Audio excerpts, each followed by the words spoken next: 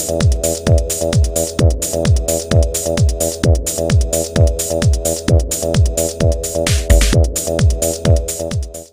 there folks, today I'd like to take a casual peek into the Star Wars Saga Legends Bossk action figure. This figure set was originally released in the summer of 2010, and I bought this set at a Target for $7.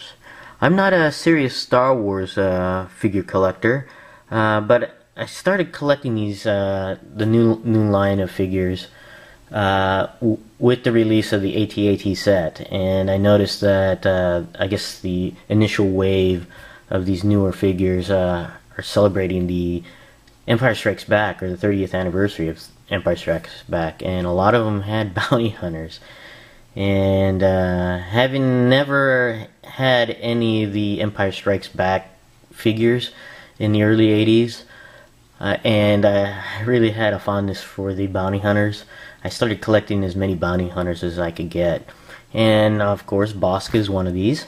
And taking a look at Bossk here, if you see the serial number, he's the first in the Saga Legends line from the summer of 2010, which is kind of cool.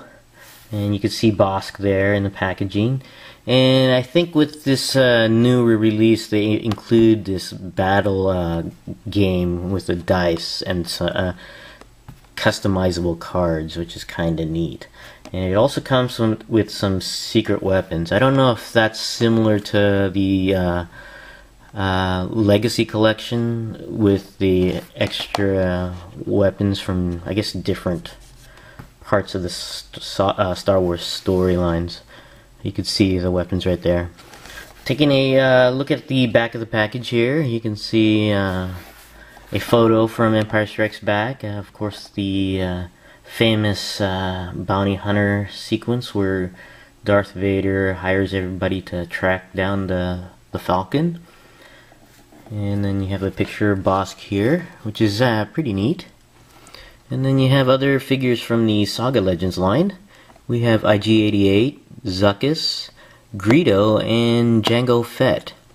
It says right here, each figure has a unique card. I'm wondering how unique that is. I guess I'll find out when I open multiple snowtroopers to see if they're unique across figures or even the same figures. I'll find out soon enough. So, and there's a picture of the game in progress there. So let's go ahead and open this guy up, and we'll be right back. Alright, we're back, and Bossk is out of the package, and we'll go ahead and take a look at all the things that come with the figure. First thing we'll take a look at here is a mini catalog of Star Wars items, along with some diorama scenes. It's kind of neat. This side here has some of the vintage collection figures, a diorama of Luke evading some of the AT-ATs, and also the AT-AT, the speeder, and the cloud car as well. And on the other side you have stuff from the Clone Wars line on there. You got some figures, another diorama sequence, and it looks like some roleplay items on there, and a remote control vehicle. That's kind of neat. Next thing we'll take a look at is the gaming card here. On one side you have statistics for Bossk, various abilities with the rankings and the bonuses if the dice comes up with one of these matching symbols there. And you have instructions on the other side. Pretty basic, simple game. I'm not even sure why they include these bonuses on here, unless to encourage your math skills. But that's still alright. That's pretty neat. And you got the dice here. It comes with I think each of the figures, at least from the Clone Wars and this line as well. So that's kind of neat. It has all 6 sides to match each of the 6 statistics on here. So that's kind of cool. And then you have these various weapons here. I haven't opened it yet. We'll see what we get here. And I am not an expert on the weaponry of the Star Wars universe, or much of any universe really. So, but we'll go ahead and take a look at what we have here. I'm sure a lot of the Star Wars experts can name these things off just by seeing them. If I can get the tape off, that is. Seems to get stuck in here. Let's see here. Let's get some. These are all unpainted black plastic, and I'm having difficulty just getting these things out of the bag. There we go. We have it looks like a cannon or rifle of some kind. I'm not sure what that is. You got another whoops blaster here. And these are all pretty soft plastic. On there looks like a long pistol, long-barreled pistol there, or a small blaster. It looks like the one that Princess Leia was shooting when they were escaping the detention center and going into the garbage chute. There's another blaster there. And there's a laser pistol of some kind. And another rifle or assault rifle blaster type of thing on there. Pretty neat. And you can see here that Bossk is on a base. Just interesting base on here. And it has two pegs. I guess you could put both legs in here. They seem pretty far apart on there, but I just put one leg in there. It's got the Star Wars logo on there. Not much on there. And there's a slot where you can actually slide your game card on underneath on there, and you can see the center bonus skill is fits well with the base there. It's kind of neat. Not sure why they have two of these on there. Oh, I guess that makes kind of sense that he only has two bonuses maybe for this particular base. I'm gonna have to look at the other bases if they have these notches in the same place or not. Maybe it might be a customizable base. I'm not sure. So, anyways, taking a look at Bossk here in detail. It's very detailed. I really like it. It's got all sorts of details on this guy, which is very nice. Starting with the head sculpt here, you can see it's very well done and very well painted. And his head is actually two pieces. If you look real closely, I don't know if you can see it on the video, you can see the seam for the upper portion of his head here, or the front portion on his upper jaw. It just goes around. This one has been applied very well, so you can barely see it. But his head is actually two parts, and glued together, it looks like. But it's done very well. So where the ridges line up on there, and the paint is just, there's no application of the paint colors. So it just looks like all one head from afar. So it's a very good job. And you can see the teeth on there. I'm trying to remember if we ever saw Bossk with his mouth open. So I know most of the time his mouth is closed, but that's kind of interesting that I have an open mouth sculpt on there. Still, I love the details in the eyes and the nose. It's very, very well done. I really like it. And he's got this thing here going around his neck. I guess he's a space pilot, so I'm not sure that's something specific to this Star Wars universe. He's got this little, I don't know, vest type thing going over his body. Pretty neat.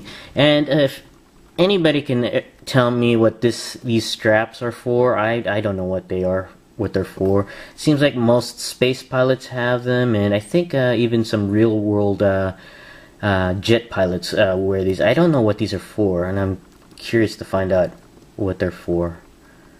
So I don't know what it is. And you got some little doodads on his leggings here. It's kind of neat.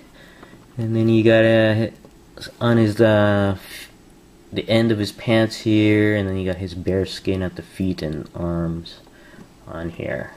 Very well sculpted. I really like how they add these little details on here. The only misses I have are his hand. Well, I guess for his race he has 3 digits for his hands, but he doesn't grip his blaster here very well, and his other hand is pretty much flat, open palm like. So he can't even hold this in this hand at all.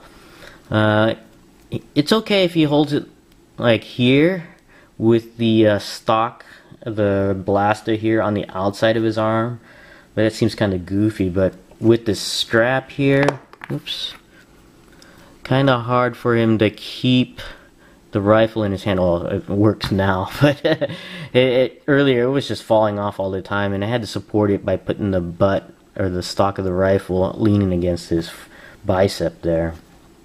So, but some more details of his blaster rifle, kind of neat on there.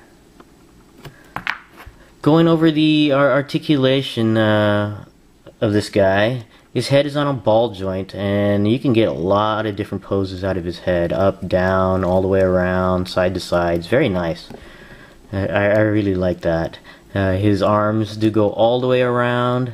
They do go out and in. The elbows bend and rotate, and this is where I have a little bit of a problem with the articulation, because the swivel cut on the forearm is very, very close to the elbow joint. I've never seen a cut this high. I think it's because of the way they have his the sleeve ending at the upper end of his forearm, and that's where they decided to put the swivel articulation, which is kind of hard, because if you want to bend his arm, it puts a lot of stress on that joint. As you can see, if I try to pull it out, you can see I'm revealing the peg already, and this one is pretty hard to bend. You have to really grip it close to the elbow to bend his arm. If they had, I wish they had put the cut right at the wrist. I think that would have been better than putting it so close to the elbow. But that's my only minor gripe with the articulation on there. As I said earlier, there's no articulation at the wrist and at the hands.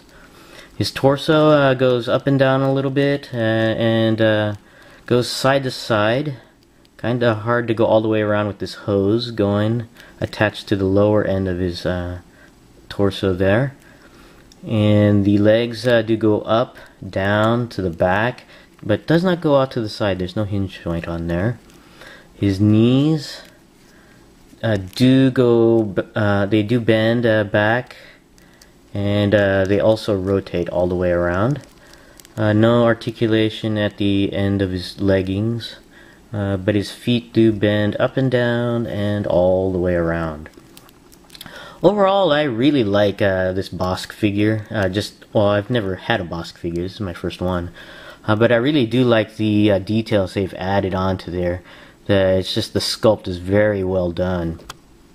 And if you haven't had a Bossk figure, I recommend picking this one up.